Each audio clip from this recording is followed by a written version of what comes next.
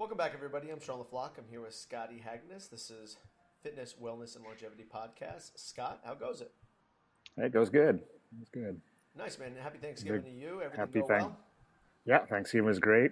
Some good food and some good rest, and yeah. How about you? The same. Definitely weird to have 4 days to kind of yourself. I went into the gym on Friday. We had a couple little classes, and then we had some volleyball on Saturday at the beach. So a little bit different weather than what you're dealing with probably right now, Scott, where you can kind of get out and ride a little bit here and there. But we're starting to get into the more of the our real season here that everybody looks for. So a little Yeah, volleyball on Saturday, and then a bunch of work on Sunday, catching up on things. But I'm glad I actually am right up to speed on everything. cool. Yeah, I feel after the time off and whatnot, I actually feel pretty refreshed. So that's nice. Let me ask you this. So obviously you've been mindful about eating and that kind of stuff. What do the holidays look like for you, Scott, in terms of like how stringent you are, or like what planning, like what um, thoughts and planning you do ahead of time to ensure that you're going to be putting the best possible thing in your body while also balancing the holiday times, that kind of thing. Yeah, for I don't think I'm really that good of an example because I'm just kind of a weird case. Like outside of a couple of occasions, I'm just not even exposed to extra food or special food. It just, you know, I work at the gym here. Nobody's bringing donuts or pastries all month long and leaving them on the break room table. So I'd have that issue. My wife, same kind of thing. We don't cook that stuff. We don't buy that stuff and bring it into the house. So really, outside of going to my mom's house for a Christmas celebration, and honestly, we have the traditional same meal she's cooked since I was, for 50 some years, and it's for the most part reasonably. It's got a good chunk of meat, some Swedish meatballs, and it's gluten free because of a few people that are gluten sensitive, so we don't have to worry about that. It's got vegetables, and outside of a slice of pumpkin pie, and that's it. And so it's really no different. Now, with that said, I do remember things I did back maybe 15 years ago when the gym was, a small part of my life. I had a real job, and there was stuff on the break room table constantly, and some of the things that people might deal with a little more often. Part of it was that was at that phase was probably the strictest I ever was. I was, pretty millet, strict paleo in those early years and fasting, and so if it wasn't something I was going to eat, I pretty much didn't touch it. Um, but also there were times I think if you feed yourself well enough with good food earlier in the day and throughout the day, um, I think that is the best plan. I think the common thing, right, is people think, well, I'm going to be eating all this high calorie food, so I'm going to starve myself all day, Yes. and then I'm going to go in, and then will have my days allotment of all this stuff. But I think that's really the completely backward approach because it does a few things, right? It makes you ravenously hungry.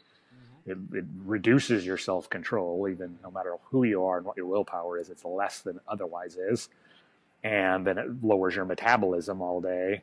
So then when you do pack down all that food, your body is much more likely to shift it into storage than actually just burn it. Whereas if you actually ate a good solid breakfast and a good solid lunch, for one, you wouldn't be that hungry going in. You'd be less likely to eat that stuff.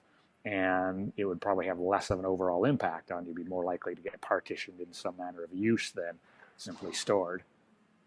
But Scott, I wouldn't be able to eat as much then if I ate beforehand. Exactly. That's the point. Yeah. So I think it goes back to kind of like the devil's in the detail, and why are you eating your holiday food? I mean, to enjoy it. Okay, then enjoy it. Eat regular meals throughout the day, and then go enjoy small portions until a point where that would be a regular meal. But that usually isn't the case. People feel like that is an opportunity for them to get off the rails and eat whatever they want for as much as they want. And for a lot of people who are in recovery or still in recovery, or still detoxing off of old eating habits, it tends to be a way for people to completely derail for the entire holiday season. Absolutely. Yeah. Yeah. When those habits are not that far in the past, it's just like any addiction, right? It's super easy to relapse into it, especially when you give yourself kind of permission to do so. Yep. And it's not, I think if you eat earlier in the day and you're not that hungry, I mean, it's not like you can't enjoy the food. It just makes you enjoy a more sensible amount of it. Yeah. You still enjoy the flavor. I enjoy when I have treats, and I don't feel guilty, but I'm never inclined to eat too much of it either, since I'm not that hungry. Yeah. But I mean, I think it's, basically whatever it's, the analogy would be, imagine, I think we could all agree, though maybe neither situation is 100% ideal, would it not be better to have one alcoholic drink every night, every day of the week, than it would be to have 0 drinks 6 days and then have all 7 on one night? I mean, it's the same quantity over the same time period, but Yep. a completely different effect. But that's kind of what people end up doing with the holiday food, I think. Yeah, I think you're right, and I think that's profound in kind of like understanding that all of those deleterious things done in a one sitting, let's say, potentially has a much more profound effect on the body and on the psyche as well, because I Mm-hmm. know those tend to linger for a day to 2 days afterward in terms of how you feel and how you're eating and that That's kind of stuff. Yeah, exactly. Like some of the blood sugar destabilization you could have from that, and then that just leads you to repeat the process down the line because Yep. blood sugar is wacky. Well, but leftover piece of pie sure would fix that right up, and Yep. you know, there you go. You're absolutely right. Yeah, I had a nice slice of cheesecake yesterday, and right after my workout, like kind of like did a little bit of strength work and had like a nice sensible slice of piece of cheesecake. And then about 2 hours later, I just wanted to murder everybody. Just hungry, not just tired, and the whole thing. So again, I guess like having that awareness and understanding that, like, yeah, you can go ahead and have those things, but if you have them on a regular basis, those little red flags become more normal for you. Mm-hmm. Yeah, exactly. So I'm gonna change venues here slightly while no we, worries. because it's about to get noisy over on this side That's now. fine. So, other than that, Scott, do you have any? Obviously, you work with a large amount of clientele. Are there certain strategies that you give your clients? I know for me personally, I say, go ahead and have what you want, but don't overeat. Like, enjoy this, that, the other thing, but make it like a regular meal, not like it's time for you to enter the Nathan's hot dog eating contest. More of like eat a normal meal and just integrate those things that you enjoy that really are off your you know regular eating foods. um, you know Enjoy them, but enjoy them sensibly. What are your thoughts? Yeah, yeah. I think I try to give people permission, obviously, to have the treats this time of year because I think nothing ever good comes from being super militant and avoiding everything. Um, but strategies like kind of like some of the ones I already mentioned, but as well, kind of being strategic, planning it in, maybe saying no to taking home leftovers, depending on what it is, obviously. Just different plans. And then, because I work with a fair amount of people on an individual basis, I know certain strategies work better for, certain individuals than others, or they struggle with different things. So again, it can be a little bit individualized in that manner.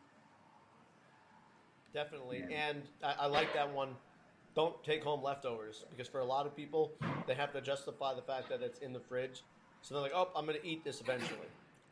Right. So then that one Exactly. day turns into 3 or 4 days. Yeah, exactly. Yeah, that's where it can be a little bit problematic. And we did take home a pumpkin pie from Thanksgiving. My mom made a gluten-free for us, and then one also for everyone else that wasn't gluten-free. And since we're the gluten-free ones, we got to take it home.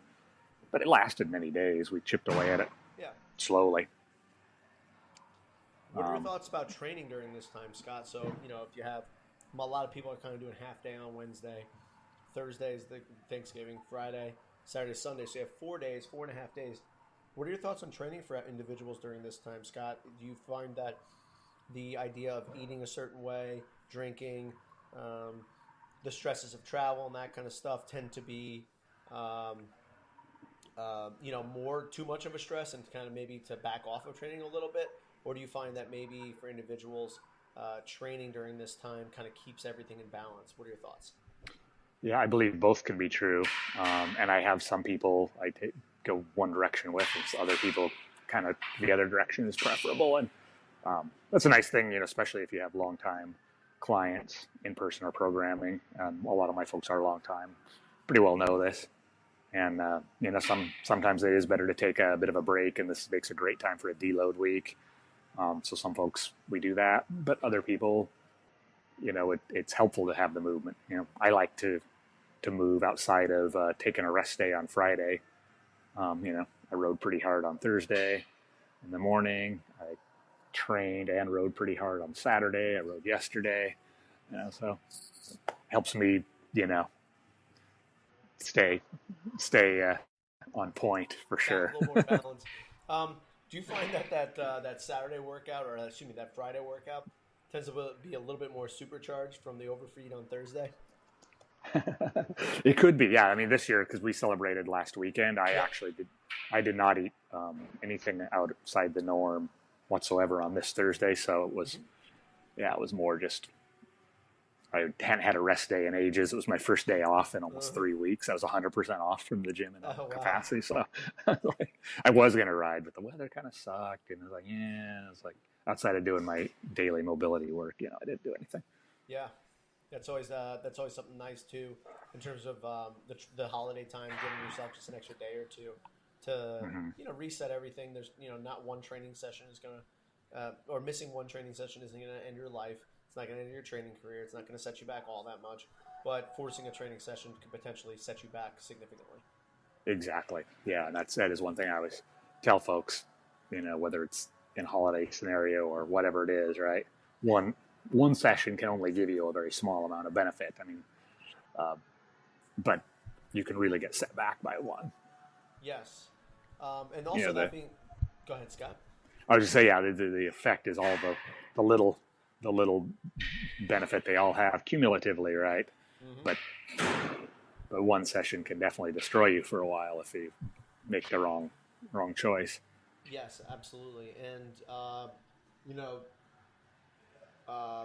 a change in mindset also changes the course of your ship, so to speak, and your ship being your training career. And for many people, their training career is going to be 30, 40, 50 years. So if their mindset changes, it's going to change the course of where they're going. And things like mindset change would be, okay, I'm changing my focus in terms of being, super strong and not caring as much about movement, let's say cardiovascular conditioning, to, okay, now I want more balance. Maybe I do want to focus on movement and conditioning and a little less on strength. So I think those, alongside of those, like that's the macro. The micro is within a training day, like what is the best decision for this day? And if you find that there's multiple training days throughout the week where you're not able to do what it is that you want to do based upon the macro scale, it's time to reevaluate what those practices are that are preventing you from training on any given day the way that you would need to train in order for you to achieve those long-term benefits. Right. Exactly. So yeah. If you have impediments on a day-to-day basis, then yes. something underlying needs to be addressed. Yeah. So if good, for instance, is like, oh, well, I didn't sleep last night. No worries, I'm not going to train today. But if it happens 4 times during the week, that's a good red flag to be like, yo, it's because for me personally, I'd be like, all right, well, I'm just going to train anyway now that I'm not sleeping well, instead of actually treating the real cause of things. And that's like, why are you not sleeping well? Is it because you're not going to bed on time? Is it because you're overly stressed? Is it because you're eating too close to bed? Whatever it might be, people are like, nah, I'm just going to do what I'm going to do anyway and leave that still there. Right, that is the common thing, right? Instead of, yeah. Speaking of sleep, I got 11 hours and 15 minutes sleep last night. Holy moly. What time did you go to bed, Scott?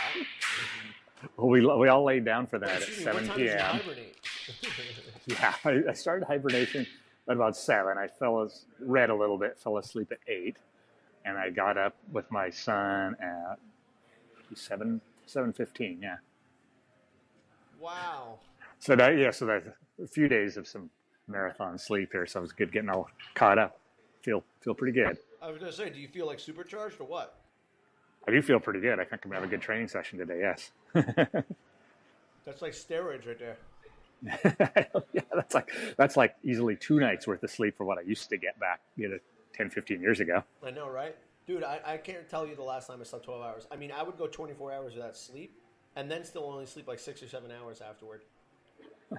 You know what I mean? Yeah. Wow, that's impressive.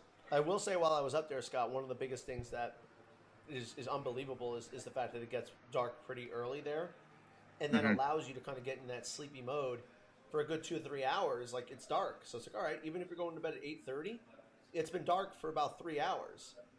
At least, So yeah. So you're like in that mode of like, all right, time to go to bed. Instead of like being here sometimes. I mean, it'll get dark at like 9 o'clock here in the summer. So now you're like, okay, if I'm going to bed at 10, it's been dark for an hour. And it's just odd for the brain to handle. This time of year it's easy. Yeah, it had gotten dark so early. Even as early as we went down, we were all just tired. It just kind of programs you that way. Had a good meal and of course, conversely, we get the opposite here. Come summertime, in 6 months from now, it won't be fully dark until 10-something p.m. That can be a little difficult sometimes to wind down because if you're trying to get down by 8 because you get up early, the sun is still relatively high in the sky, and it's quite bright out. And I will, for me, I'm coaching till about 4 days a week. 3 days a week at least. I'm coaching until 8:15, 8:30. So I guess one of the noticings that I've had is that like on those nights, it's a little harder to go to sleep because you're wired until 8:15, 8:30, and then you get home and you're like, oh, I want to go to bed at 10:30. It's like, well, you just got home, you're now eating, so it's a little bit more challenging to just turn around and get to sleep when you're basically sympathetically driven for the last 5 hours. Yeah, I recall that being a challenge, and thankful I have flipped the script the other way because I'm just more of an early person. Yep. But I know that certainly doesn't work for everybody. Yeah, and I get anxious when I have to wake up early. Yeah, see, exactly. People are wired a little differently, and if you can ideally, create your whatever matches your rhythm the best, that's helpful. I know that I feel. Well, I mean, there's many factors, but that's I think one of the factors in feeling a lot better over the last number of years. I will say that one thing, just saying that, is that like getting up early, I think one of the problems is that I try to maximize the amount of sleep that I can get.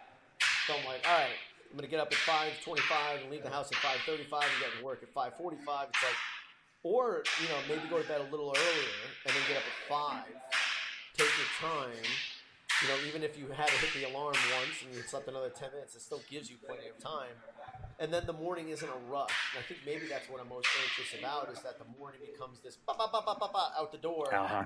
And, now you're thinking about doing that 8-9 hours prior as you're lying down. Yeah. I do think that, I don't like the mornings where I have to, get up and then it's kind of boom, boom, boom, boom. We did sleep in long enough that it made this morning a little more hectic than normal to get out the door, off to school, all that stuff. Usually on Mondays we have enough time. Though I will say on my early mornings I've developed a routine. I only do a very small amount of things. I take care of everything the night before. From having my clothes laid out to having my food selected. I know everything. I basically can go on autopilot. I don't really have to think. Yep. I just do my stuff, and then I get in the car. I have 20 minutes to get in. I'm relatively autopilot once I get into the gym. Uh-huh. And then by the time I actually have to coach at 6 a.m., I've been awake for a while. I've got all I can think. I'm good to go. There's one thing when people have their lifestyle struggles. I think that plan your day the night before. Just make them a few. And I've read some books and articles by kind of efficiency-minded authors or from the business world about how to try to basically automate these things that we have to do, but don't try to make it require minimal thought because we only have so much each day. Yeah. You'd be better off putting it toward working on your, fourth quarter report or whatever it is at your job. Yeah.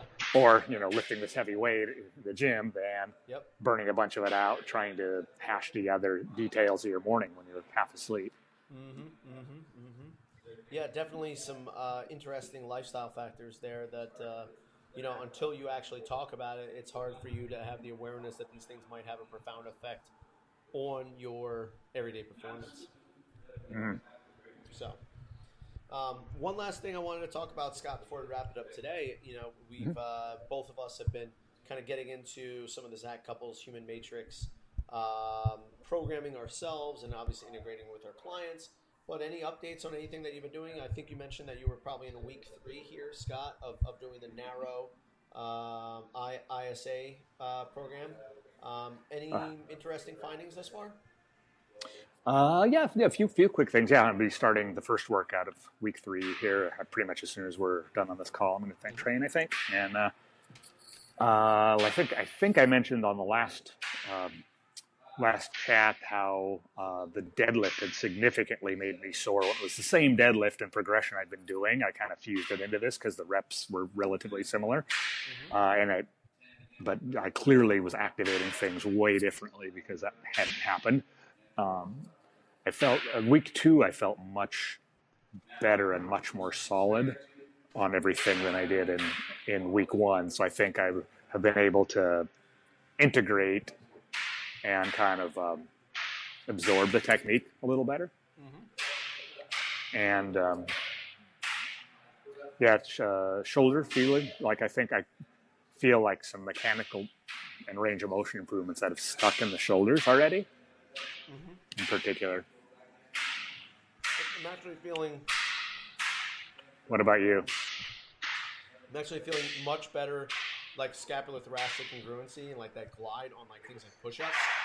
Like, yeah. So like as I come down, I'm feeling my shoulder blade kind of slide along my rib cage, rather than like the joint kind of sliding forward into anterior shift. Anterior, yeah. So definitely Landmine press, I've felt as well. Like I've done those cycles of those in my quote unquote off season for the last few years, but I often get some weird feeling in the right shoulder. Yep. Which were this time it's felt great. Yeah, and the left is usually lagged in strength, whereas this year I believe there was some incongruency in scapulothoracic mechanics that made that side always weak, where this time it seems very even so far. Yeah, definitely. The pressing feels awesome. I'm still having some issues on my pulling. Sometimes I'll be able to get good enough internal rotation where I can actually get, good chest to bar. But that's, I think, an area that I'm continue to work on is that internal rotation. And I know that's just due to that concentric orientation of pecs. So working on, because I've been working so much on reaching, a little bit more of that upward reach, that kind of stuff, to try and open up pec and get some more expansion through, apical expansion. But right now, I'm just trying to hammer home getting that posterior thorax opened up and getting some hamstrings and glutes involved on things like squatting and that kind of stuff to stabilize pelvis. So I'm not constantly just irritating SI and sacral joints during just, everyday kind of deal. Yeah. Yeah, the lower body has felt really, really quite good, and meniscus issues have been pretty much non-existent. Haven't felt it now for a while, so that's really come along. So between this and some of the FRC-based, kind of rehab work I did, it's been pretty huge. I will say that one thing that I've been doing more of, I've been doing, it's just probably about like a month I've been doing it. 3 days a week I'm getting up and I'm running like fasted for about 30 minutes. I'm building like 2 minutes a week. So I'll do three times a week. It ends up being like a 5K-ish. This week I'm up to 35 minutes. Just like a fasted out and back, nothing crazy, probably heart rate around 140 to, 120 to 140 or something like that, 8.5 minute mile pace. But my form has definitely been improving. I'll do like 2 or 3 minutes of breathing work prior to running. That's it, and I'm just out the door. Just kind of minimize the amount of time that I'm using. Yeah. But the running has definitely felt different. Hips maybe opened up a little bit more. Even breathing, like not feeling that chest rise as much. toward my head coronally, I suppose. So, more expansion, but I also feel the restrictions of where I still am in terms of like just being tight in my lats, tight in my lumbar spine, just being overactive there, especially on days after like deadlift. It's just hard to unlock that stuff. So, going to continue Right. to kind of explore that a little bit and build some miles on my 2 feet, doing a little running about 3 times a week, and it's something I know I can definitely get in, and then I'm layering Yeah. the narrow ISA stuff from Zach Couples in there, and then some fun stuff that I do, whether it's in the classes or outside on the beach or whatever. So just trying to find some good balance, and body composition is probably body composition, feeling good overall are probably my biggest goals right now. So I think that's a pretty good approach. You see where this goes over the next few weeks. Yeah, like I'm starting my actual off season, I guess, finally, as I've pretty much wrapped up filming. So I'll be going to spend time as I can working on basic tricks on the bike, kind of de-emphasize that a little bit and do, I guess, more skill work there. Yep. And then in the gym, try to, rebuild some of the stuff from the year, maybe gain back a little lost muscle. And I'll actually start doing a little bit of conditioning work in the gym. So I've done almost zero. Just let all the riding handle that. But I'm trying a little bit of higher heart rate stuff. So I haven't exactly, maybe next go I'll tell you my final plan, how I think that's going to look, because I haven't, I'm not exactly figured out what I want my approach to be there. Definitely. I think that'd be a good idea. Maybe chew on that for about a week, and we can kind of lay out a plan of like where you've been and then where you want to go for this off season. And it'd be pretty cool to see your approach into how you go about long-term planning for specific skills and specific goals that you might have.